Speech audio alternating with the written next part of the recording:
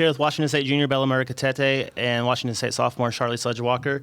Ladies, your team picked up a 62-55 win. Bella, we'll just talk about how big of this was a victory for you guys, and just kind of you guys were down double digits in the second half. What did Coach Etheridge say to you guys in the locker room to really kind of motivate you guys and get you going? She told us to come and play defense like we usually do, and we were giving effort, but we weren't playing hard enough. And she just told us to pick it up and play hard defense and finish our shots in offense. Yep. And to build on that as well, too, you both had strong second halves offensively. Bella, you had 9 points in the second half. Charlisse, you had 19. Bella, we'll kick it back over to you. Just kind of what was going on out there in the second half that allowed you to be so successful in the post? Everybody was just clicking, and everybody was in the right spot, and they were finding me, and I was able to finish. Yep. Charlisse, talk about that second half performance that you had 19 points in the second half there. You finished with 23. Just talk a little bit about that performance and just kind of what did you see differently out there in the final 20 minutes that maybe wasn't there in the first 20 minutes? I don't think a lot of things were necessarily different. We just adjusted a lot more, like Bella was saying. Coachy, the main message was that we just weren't really playing tough. I think we came in a little bit too, not on edge. And going out into that second half, we all kind of came out with a lot more energy, just ready to battle, get on all the loose balls, little hustle plays. Just personally, I think I just went out with a lot more aggression and took shots that were there for me. I think, in the first half I was a bit hesitant with some of the looks I had, and then just the girls managed to get me in great spots, and those shots went in, so, yeah. This is the second straight game that you all face a double-digit deficit in the second half, and you were able to overcome it. What's that just say about this team's resilience, Charlisse, that you guys are able to overcome that adversity and able to overcome those deficits? Yeah, we just like to make it exciting. No.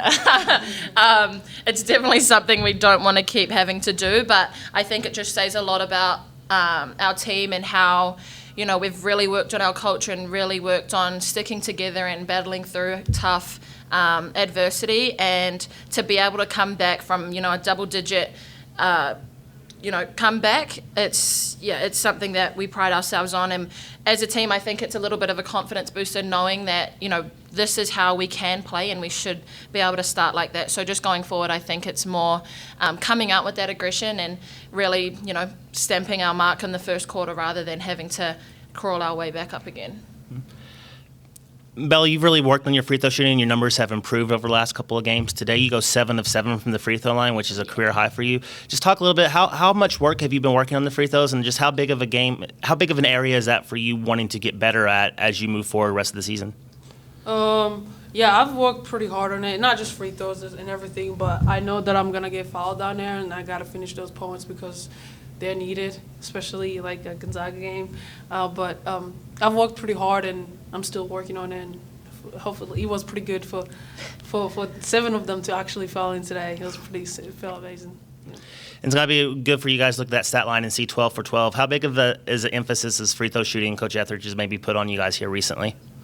Yeah, a lot. We know that free throws are, game-winning shots, and stepping to the line, even if it's early in the game, we might be up or we might be down, but those are going to really come in crucial at the end of games. So it's something that we've all, I think, taken more accountability for, and just getting to the line, taking our time, really focusing and knocking down those shots is something we've all kind of, focused on a bit more.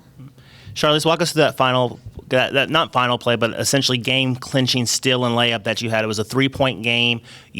Boise State called a timeout. Out of that timeout, you were able to jump the pass, knock the ball away, and go down the length of the floor and get the layup. Just kind of walk us through that. What did you see out there, and just, how satisfying is it for you to make plays like that?